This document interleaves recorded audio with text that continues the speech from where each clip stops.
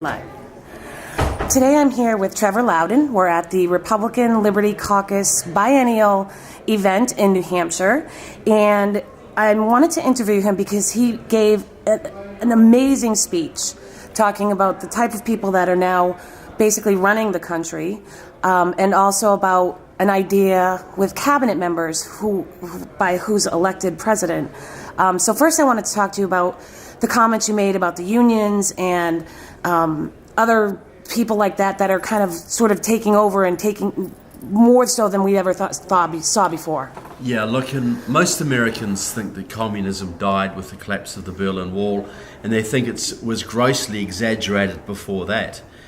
But what happened in the United States in 1995, your largest Marxist group, Democratic Socialists of America, and despite their sort of moderate-sounding name, they are Gramsciist communists. They believe in a revolution through infiltration of the institutions. They took over the AFL-CIO, the unions. They got rid of Lane Kirkland, an anti-communist who was the president of the AFL-CIO, and they put their member, John Sweeney, in as president. And then they finished the takeover of the SEIU, AFSCME, NEA, United Auto Workers, the whole lot. So what you basically had was 20,000 Marxists took over the unions. And the Democratic Party is completely dependent on the unions for money, for manpower, for get out the vote, even for vote fraud. So 20,000 Marxists took over the unions, and by doing that they took control of the Democratic Party and its policy directions. So they are actually setting the policies like normalization of relations with Cuba, Obamacare, a New START treaty with Russia, the nuclear deal with Iran, immigration amnesty, socialization of student loans. All of those policies started out in the communist parties. They became union policy, and the unions made them Democrat policy. So you've essentially got 20,000 Marxists, by controlling the unions, are now controlling the policies and laws that control the lives of more than 320 million Americans. And that's something that the news media doesn't touch. It's something the unions aren't going to tell you about. It's something the Democrats aren't going to tell you about, and it's something the Republicans don't know about. And I'm here to change that. Wasn't it years ago that one of the leaders of the unions, they actually had a rule, no communists could hold leadership positions? That was a rule up until 1995. Okay. No member of the Communist Party could hold any position within the AFL-CIO. As soon as John Sweeney got into power in 1995, he abolished that clause. The Marxists came flooding in, and now they own every major labour union in the country.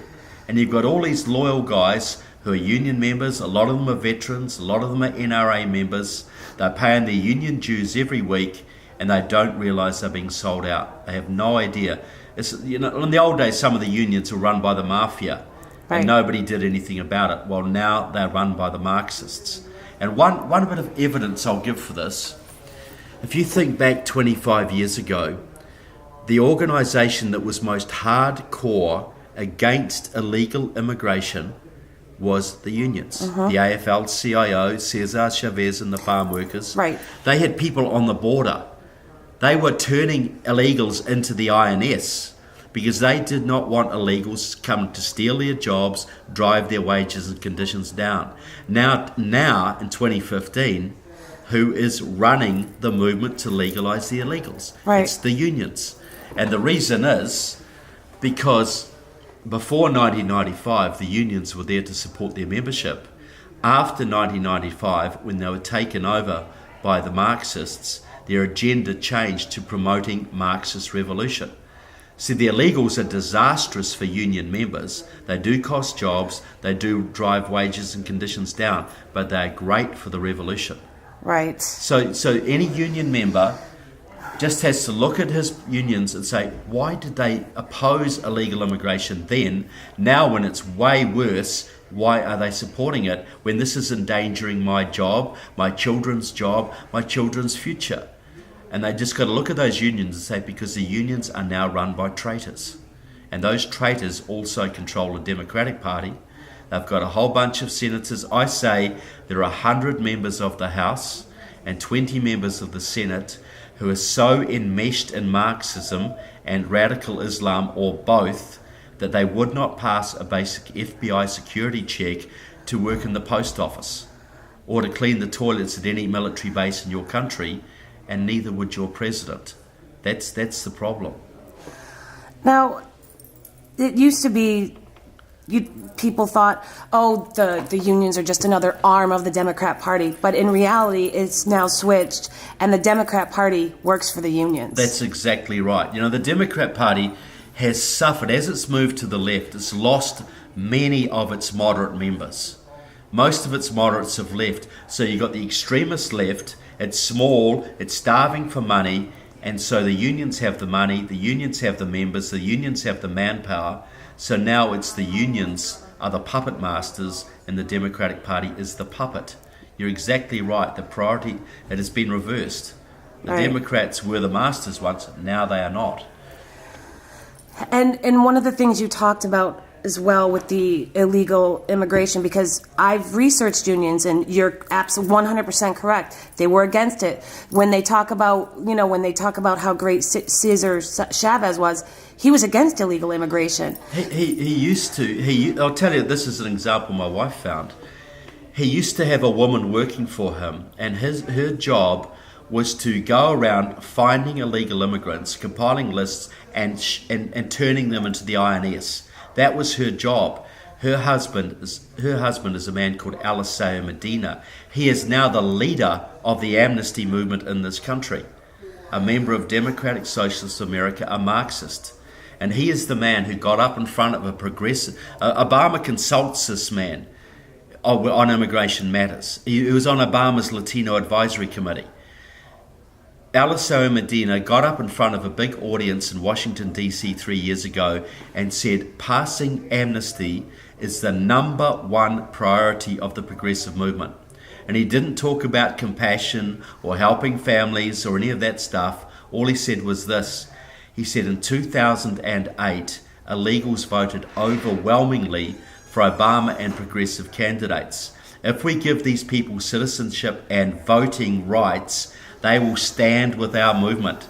That will give us at least 8 million more Democratic Party votes. That will guarantee us a governing majority for the future. So you think about it. Mitt Romney lost by 2.5 million votes. The Democrats legalized the illegals. They get 8 million, 10 million, 20 million more votes. They are the government forever. Forever. The Republicans can never beat that, ever. So you will have a one-party state controlled by the unions and the communists. That's why Obama granted amnesty, knowing that it would almost certainly cost him the Senate. You know, right before the Senate elections, he grants amnesty, hugely unpopular, and it cost him the Senate, but he doesn't care. He's a Leninist, one step backwards to get two steps forwards. He knows that amnesty is the road to the one-party state. He was willing to give up the Senate for a term. Big deal. 4 years down the track, we're the government forever. That's his thinking. And one of the things you also talked about, because as you know, there's all different factions on the right, whether you're Republican or not, or you're an independent and or libertarian, there's all these different factions, and sometimes they're warring and sometimes they come together. But you said something really brilliant about talking about the cabinet. In your example, I think you said Ted Cruz, if he was elected president, and then you talked about all these other brilliant cabinet members. Yeah, well, see, the thing is this, as you say, our base is very disunited. We have libertarians, social conservatives, fiscal conservatives, moderate Republicans, Second Amendment people, anti-Common Core people, evangelicals, and they all don't get on, and they all can't decide on a candidate. But See, the thing is that the Republican base is bigger than the Democrat base, but the Democrats can bribe every element of it with your money. Mm-hmm. So we can't bribe our base, we have to inspire our base. And right now what happens, you've got a big field, and as they drop out, people drop out, they tend to take their supporters with them. They think, my guy didn't get it, I'm not going to work for this guy, I'm going home. So we lose this base. So to win, you have to have the evangelicals, 40 million evangelicals who don't vote. You have to have them to counter the illegals. You have to have the moderates. You have to have the Tea Party folk. You have to have the libertarians. You have to have all of them because you've got vote fraud to counter. You've got the media against you and whatever. So this is what I think should happen. Say if Ted Cruz, and it doesn't have to be Ted Cruz, but I'll give him as an example, he becomes the presidential candidate. He names his cabinet, and he names his cabinet using several of his previous opponents and drawing some other conservatives, people out of the Senate. It could go like this. Ted Cruz president, Alan West vice president. Then for the libertarians, you name Rand Paul as your Secretary of the Treasury, and he can do what he damn well wants to the Federal Reserve and the IRS. Then you bring Sarah Palin in, you make her Secretary of Energy, and it's drill, baby, drill. Drill in your backyard if you want to. Open up the energy fields. $1 a gallon gas for every American family. Then you bring Scott Walker back as Secretary of Labor. Yes. And it's right to work in every state, every single state. Mike Lee would come out of the Senate, make him Secretary of the Interior, and he could go to those federal lands the government think they own out west and restore them to the states so that they can mine them and farm them for the benefit of their people. You could, you think about it, who would make a great Secretary of Commerce? EPA, you're fired. OSHA, you're fired. Bring Donald Trump into that. And then you could make, say, Ben Carson Secretary of Health and Human Services. And his job would be to end the welfare culture in this country. Get communities self-reliant again. Then maybe, say, John Bolton, Secretary of State. And his job would be to basically flip the bird to the Ayatollahs and Mr. Putin and restore the Western alliance. And then you could have someone like, as I joke, ambassador to the United Nations. No one, ever, ever.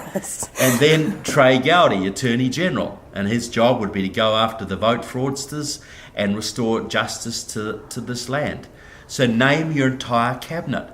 And you unify the base because everybody's getting something. And everybody's happy with probably most of those people. Yeah, everybody's going to like 5 or 6 of them. They may not like all of them, but everybody has these certain issues. And if libertarians know that that Rand Paul is going to take an axe to the Federal Reserve and the IRS, that would be great for him. And in 4 years' time or 8 years' time, he's got this credible record behind him and he can run for the president. Right. Ben Carson can take an axe to the Department of Health and Human Services, or bring David Barton in to take an axe to the Department of Education, get rid of Common Core. So all of these things could be done. And you've got the whole base fired up, you've got the whole base inspired, they get on board and they propel Ted Cruz to a great victory. Then he gets in there and he takes an axe to the federal government and he sets the left and the communists back 100 years. It is that within our grasp to do that. But, you got to unite. Because right now, every 4 years, the Republicans put up a candidate and the liberal media rips them to pieces. You put up one person against the whole team of the liberal media. Why not put your team against their team? Because your team is a heck of a lot stronger. And, sorry.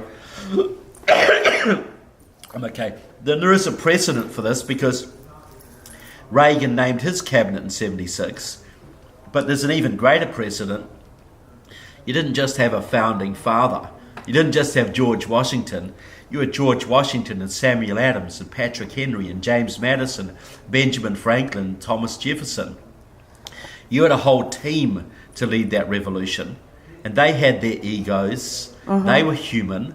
They had their conflicting ideas, but they put them aside for the sake of the revolution and the good of the country. And look at what they created. So this is what we need to do again. There's all those people out there who know exactly what it's going to take to turn America around. Bring them into your cabinet. Get them on board. Bring their supporters with you and have a second revolution in this country that makes the first one look like child's play, And there's a lot more than 3% that are willing to fight. Oh, look, absolutely. And the first revolution, as you say, it was 3%. Yep. 20% supported the revolution. 40% supported the British and the rest didn't give a damn. Well, thanks to the Tea Parties, thanks to Glenn Beck, thanks to Mark Levin, there's now hundreds of thousands of people in this country who are fired up about the Constitution, fired up about liberty, and if you put an army like that behind a team like that, who would stand in your way? Yep, exactly. Not even the liberal media. Not even that. They would not know what to do. They would try, but it wouldn't work. Who do we attack? What do we do? Because, we saw what they did to Sarah Palin. Everyone. It doesn't matter who it is. They take them. But if Sarah Palin had 20 a team of 20 Rottweilers all backing her up and standing beside her, they wouldn't be able to do that. And so play to your strengths. Ted Cruz at the top of the table or whatever. A whole bunch of Donald Trump and Rand Paul and Ben Carson and all these people in your cabinet. That would be a pretty hard team to stop. And if one of them screwed up, you just say, well, look, you didn't meet our standards, you're out. Ted Cruz makes a strong executive decision, replaces him, you turn a negative into a positive. But right now, if your one candidate screws up, your whole campaign is done. Right. And all that effort is wasted, and Hillary Clinton or Bernie Sanders or Pocahontas Warren or someone like that is your next president. Oh, God. I come from Massachusetts, so please. Massachusetts, yeah. Look, well, I'll give you a pass on that. You're obviously... I fled here. So, good for you. Last thing, and I appreciate so much that you're taking your time. Why don't you tell us what your book is called so people can look it up, and Sure. I'll put a link in my article as well. Okay, well, the latest book is called The Enemies Within: Communists, Socialists, and Progressives in the US Congress. You can get it on Amazon or Kindle or Nook, or you can go to my website, trevorloudon.com, and you can order a copy there. I've got an earlier book all about Obama as well, and we're also making a movie of the book. So there is capacity there to help with the fundraising, so you can go there and make a donation towards that. That should be coming out in February in the theatres across this country, and we're going to stick it to the Marxists.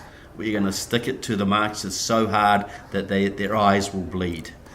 Excellent. Thank you so much. You're most welcome.